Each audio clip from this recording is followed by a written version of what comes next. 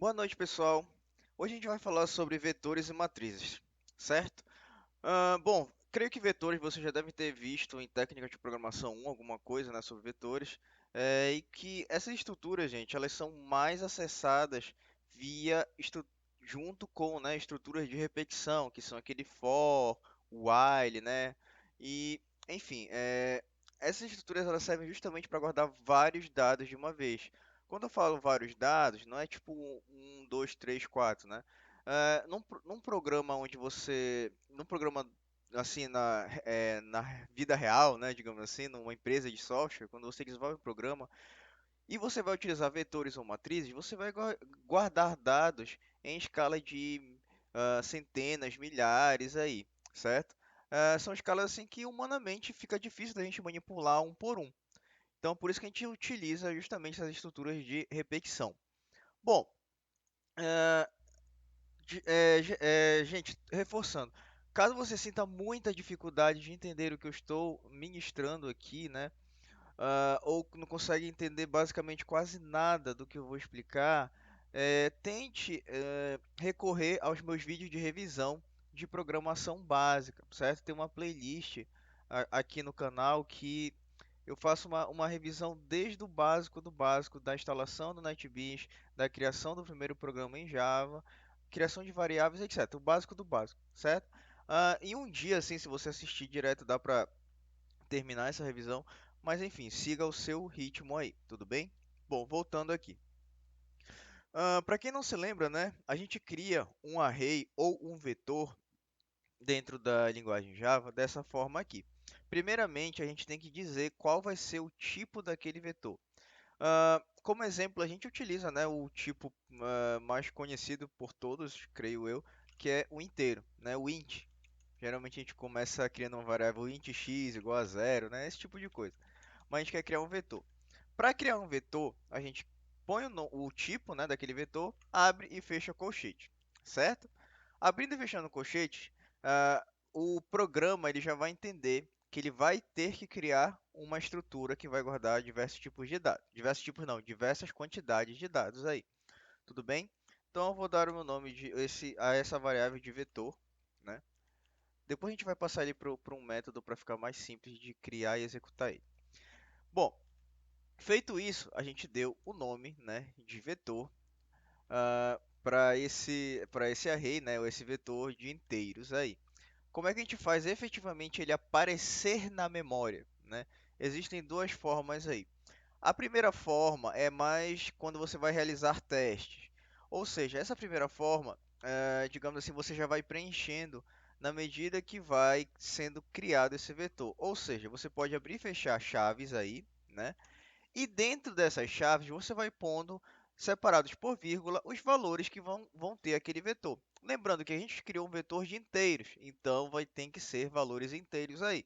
Tudo bem? Se você tentar colocar uma letra ou um número real, tipo 2,6, né, ele vai dar erro aí, certo? Por causa do tipo do vetor. Então, eu vou botar 2 separado por vírgula 10, separado por vírgula 5 e 7, certo? Ponto e vírgula no final.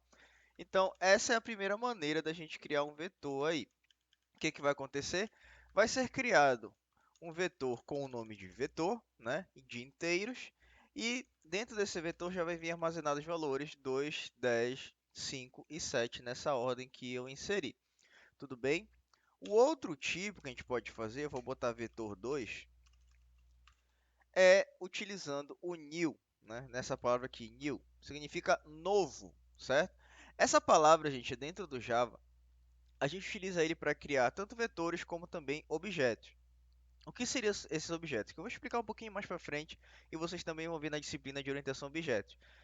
Esses objetos eles são justamente fragmentos de código, né, que são classes, onde você vai poder armazenar dentro dessas classes tanto métodos quanto variáveis diversas aí. Tudo bem?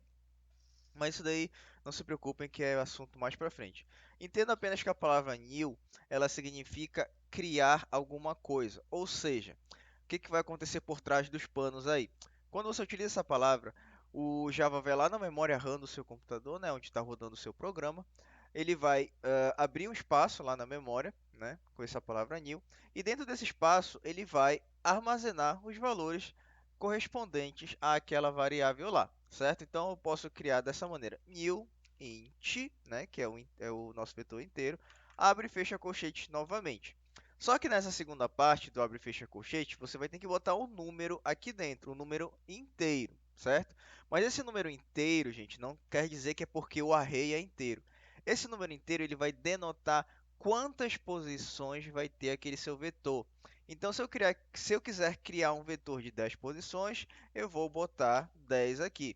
Se eu quiser criar um vetor de 15 posições, vou botar 15 aqui. 10.000 posições, 10.000, enfim, você põe o número que for, né, necessário aí. Lembrando que, né, conforme o vetor vai crescendo, ele vai ocupar mais memória RAM no seu computador. E se você pôr um valor muito grande, claro, vai ocorrer o estouro de memória e vai dar erro no seu programa aí. Tudo bem? Então, vou botar um vetor de 20 posições, né? Acho que é suficiente. Bom, então é dessa forma que se cria os vetores, tudo bem? O primeiro e o segundo vetor. Bom, a partir daí, gente, você pode, né, utilizar os vetores. Como é que a gente pode fazer isso? A gente pode ler esse vetor, como é que a gente pode acessar determinados valores desses vetores. Bom, bora fazer o seguinte. Primeiro, para a gente testar, né, bora criar o nosso método principal, o que é o public static void main. Para facilitar para a gente, o NetBeans ele já vem com um atalho que permite criar esse método com apenas 4 letras, né, que é o PSVM de mãe. Aí você aperta Tab, né, e ele vai botar certinho o método principal aqui na sua classe, né, na classe teste aí que eu criei. Caso você não queira fazer isso, né, você pode escrever public static void main sem problema aí. O que eu vou fazer? Criei o método principal, vou pegar essas duas linhas de vetor que a gente criou, Ctrl X, né, recortar, e eu vou colar dentro aqui do nosso método principal. Você pode ver, ó, que ele veio meio mal formatado, né? Veio meio desarrumado aí a organização do seu código. Sempre que você vai digitando o código e vai ficando desorganizado, é melhor organizá-lo de maneira correta, né? Identá-lo, que a gente fala. Identação significa espaçar as linhas de maneira correta, de forma que elas aparentem estar dentro, né, de algum método, dentro de alguma classe. Ó, como vocês podem ver, ó, essas duas linhas que a gente botou bem aqui vai estar dentro desse método principal. Tanto que se você clicar na chave do método principal, o NetBeans ele vai acender, né, para você a chave que está fechando esse método. Tudo que estiver aí dentro significa que está dentro do método principal. E para você organizar tudinho aí, no NetBeans o atalho é Alt Shift F, certo?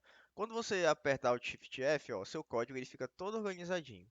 Tem a classe teste, dentro da classe teste está o método principal e dentro do método principal está as duas linhas que a gente mostrou, né, do vetor aí. Tudo bem? Só uma dica aí de organização de código para vocês, porque conforme o código vai crescendo, se você deixar muito desorganizado, vai ficar muito complexo depois de você entender, ok? Então vamos lá. Como é que a gente faz para acessar valores desse vetor?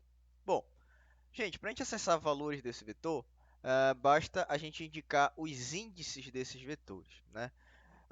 Aqui, por exemplo, no vetor 1, esqueça um pouquinho o vetor 2. No vetor 1, eu não criei um vetor com 4 posições, onde essas 4 posições já estão preenchidas com 2, 10, 5 e 7, né? Como é que eu acesso o 10, né? Bom, o 10 ele está na segunda posição aqui, né? Só que, gente, vocês têm que sempre se lembrar, tanto vetores quanto matrizes, eles sempre começam com o índice zero, certo? Então, o 2 ele está na primeira posição e ele é o índice zero. O 10 ele está na segunda posição, então ele é o índice um, tudo bem? Porque começa com zero. Então, vai de zero, um, 2, 3. Esse array com 4 posições, ele vai do índice zero até o índice 3, certo? Vocês têm que sempre se lembrar disso. Não tentem acessar o 10 botando o índice 2, que senão vai acabar saindo o número 5, né? Para provar isso daí para vocês, eu posso botar um print aqui, né? Novamente, como eu expliquei para o método principal, que é o PSVM, O print, ele também é com 4 letras e você aperta Tab. Essas 4 letras é SOUT e você aperta Tab aí, o NetBeans ele preenche, né, com o código correspondente aí ao sistema Outprint. E dentro desse print eu vou botar o vetor, abrir e fechar colchete, certo? Abre e fecha colchete e eu ponho o índice daquele vetor. Se eu quero acessar o 10, qual vai ser o índice? O índice vai ser 1, certo? Porque lembrando que começa com 0. Então, eu vou botar o índice 1 aqui e vou rodar esse código. Botão direito, em qualquer parte do código, Run File ou executar arquivo. Ele vai compilar rapidamente e ele vai me printar o 10 aí. Tudo bem, pessoal? Bom, então não vão botar 2, né? Pensando que vai aparecer o 10. Se você botar o 2, como eu falei, vai aparecer quem? Vai aparecer o 5, né? Tudo bem? Então, lembrem-se, os vetores e matrizes, assim também como o índice de listas que vocês vão ver em estrutura de dados, eles sempre começam com 0 e vão até, né, o número de posições menos 1. Tudo bem? Aí eu pergunto para vocês, gente, então o vetor 2 que tem 20 posições, ele vai de 0 até quanto? De 0 até 19, tudo bem? Se você tentar, por exemplo, acessar uma posição que não existe no vetor, por exemplo, eu quero acessar a posição 20, né? Ou, usando o exemplo, o primeiro aqui do vetor que tem 4 posições, se eu quiser acessar a posição 5 aqui, ó, o que que vai acontecer? Ele vai dar um erro de acesso a um espaço que não existe, né? Ó, ele vai dar um erro aqui, ó, array index out of bounds, né? Index out of bounds significa que o índice está fora de limite, né?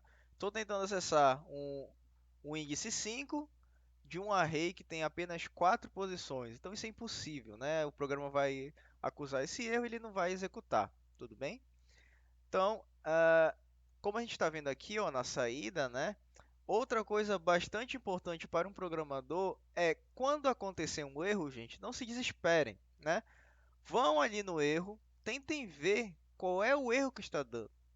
Se eu estivesse programando esse vetor, por exemplo, estivesse tentando acessar uma posição que não existe, né? Aí eu ia ver aqui, olha, eu estou tentando acessar uma posição que não existe. Aí eu ia ver no código, eu fiz um array com quase posições, estou querendo acessar a posição 5, é impossível, né? Então, eu vou lá no meu código e dou uma corrigida, tudo bem? A mensagem de erro é sempre importante. Se vocês acontecer algum erro para vocês, não se desesperem. Leiam a mensagem de erro, né? Caso vocês não entendam muito inglês, copie isso daqui, joga no tradutor, que você vai conseguir pegar uma coisa ou outra do que está acontecendo. E assim você vai ter mais ou menos uma ideia de como corrigir aquele erro. Tudo bem? Bom, voltando aqui. Gente, então, para o vetor 2, né? Se você tentar acessar o vetor 2, ó, eu vou botar o vetor 2 aqui, eu vou querer acessar a posição 3, né? O índice 3, que é 0, 1, 2, 3. Então vai ser a quarta posição daquele array. Sendo que eu criei um array de 20 posições, mas como vocês podem ver, eu não preenchi nada nesse array, né? Eu não botei nenhum número, eu só criei o array, ele está vazio lá com 20 posições. Bom, quando um array é criado sem você preencher nada, né, com 20 posições, todas aquelas posições, por padrão, eles vão vir como zero, certo?